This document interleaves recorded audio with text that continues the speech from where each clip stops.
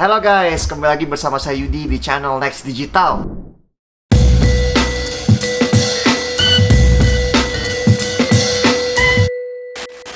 Ya guys, hari ini seperti judul video, kita akan ngebahas mending mana? Mending endorse atau Instagram Ads? Oke, sebelum saya mulai pokok pembahasannya, jangan lupa untuk subscribe dulu channel ini agar terus support kita punya channel, terus membahas seputar tips dan trik seputar digital marketing. Ya guys, langsung aja kita ke pokok pembahasannya ya.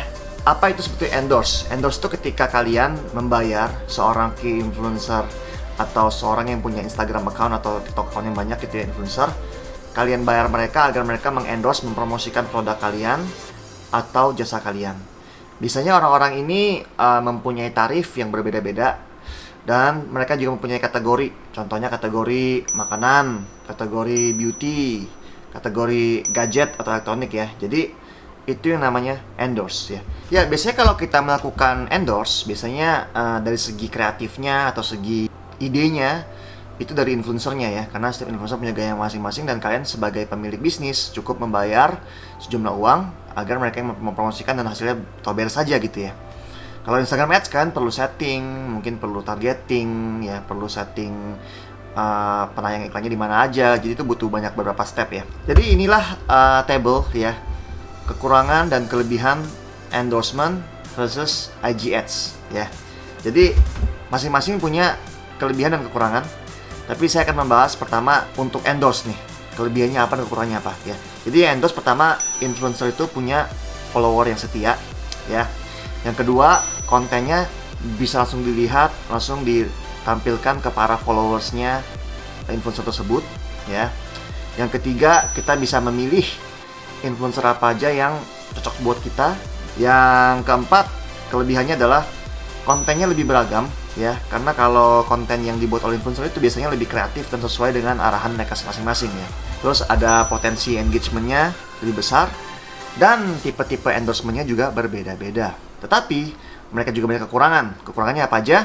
Kekurangannya adalah pertama, semakin terkenal influencernya, mungkin biayanya akan semakin mahal. Itu yang pertama. Yang kedua, satu influencer tersebut dapat mengendorse mungkin produk kompetitor atau produk-produk lain. Jadi itu tidak eksklusif ya. Kalau mereka endorse, kadang-kadang mereka endorse-nya brand A, bulan depan brand B. Biasanya sih brand mempunyai research ya, yang mana yang udah dipakai sama brand kompetitor tidak akan digunakan sama brand tersebut, dan mereka juga punya perjanjian khusus ya. Tetapi kadang-kadang tetap aja itu banyak yang overlap gitu ya. Terus iklannya, kalau kita bicara kekurangannya, bisa juga orang sama sekali nggak melihat ya, langsung tiba-tiba di skip aja gitu, nggak sama sekali nggak efektif. Jadi kekurangan juga, kita perlu tahu nih influencer apa yang cocok, influencer apa yang nggak cocok buat brand kita. Sedangkan apa itu IG Ads ya?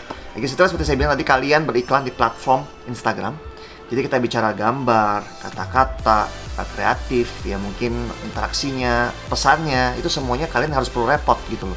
Jadi ada beberapa kelebihan dan kekurangan menggunakan Instagram Ads. Kelebihan pertama tentunya kalian bisa menentukan jangkauannya, reach-nya semua dijangkaukan, dan kalian bisa melihat datanya dari insight. Jadi kalau kalian sudah jalan campaign-nya, bisa melihat hasilnya seperti apa dan segala macamnya. Biayanya juga menyesuaikan dengan budget kalian. Jadi kalau budget kalian, saya cuma punya 1 juta nih, mungkin kalian nggak bisa ke influencer, kan influencer kan beda 1 juta.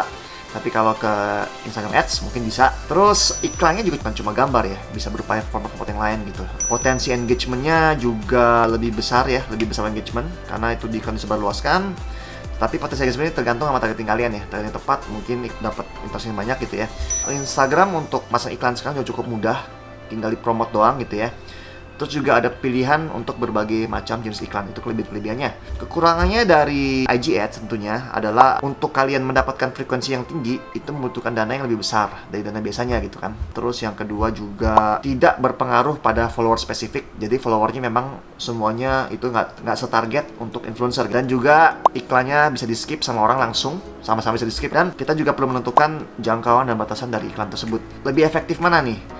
Lebih efektif dari influencer atau dari iklan IG Ads ya? Tergantung kalian juga ya, apakah kalian selaku pemilik bisnis membutuhkan yang namanya brand awareness ya. Kalau kalian menggunakan influencer atau KOL atau itu ya, brand kalian itu bisa langsung di-endorse oleh mereka, dan hal ini termasuk cukup berpengaruh karena mereka sudah mempunyai follower yang sesuai sama kalian punya bisnis. Anggap kalau saya punya restoran, saya cari food influencer ya, seperti mungkin Tan Boy Kun atau Magdalena gitu, sudah datang untuk mereka ngebahas makanan saya gitu. Sedangkan kalau kita bicara mereka melakukan tersebut, mereka orang yang cukup terkenal gitu kan, langsung secara otomatis kalau punya toko, kalau punya restoran, langsung diasosiasikan sama brand tersebut gitu. Orang tahu, oh dulu si A pernah kesini nih, dan mungkin itu menjadi asosiasi yang cukup kuat ya untuk di mata marketing kalian gitu ya.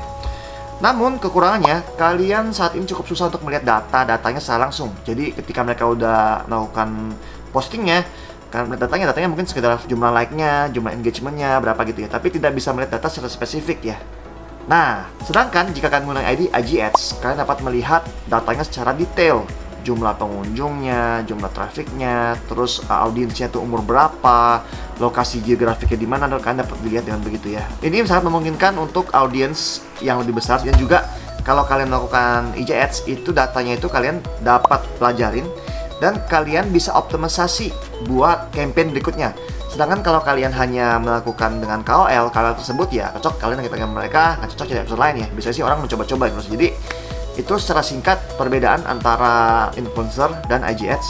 Kalau dari saya merasa tergantung oleh kebutuhannya ya, kebutuhan brand kamu sedang di stage apa yang mau kamu cari gitu. Secara otomatis kalau kalian mencari influencer, udah pasti itu sesuai sama kalian punya segmen ya, baik itu restoran maupun bisnis kalian lah intinya gitu ya. Kalau kalian menggunakan IG Ads itu lebih untuk ke jangka yang mungkin kita bicara periode tiap bulan, di set dan diatur sedemikian rupa agar mempunyai viewer atau penonton ikut kalian yang mungkin setia dan nambah-nambah terus gitu ya. Kalau dipikir-pikir, kenapa nggak dua-duanya guys? Ya, kalau kalian butuh bantuan lebih lanjut untuk masalah ini dan butuh konsultasi dengan bagaimana meningkatkan brand atau bisnis kalian di online, jangan segan-segan untuk menghubungi agensi kami, Next Digital, di nomor di bawah ini.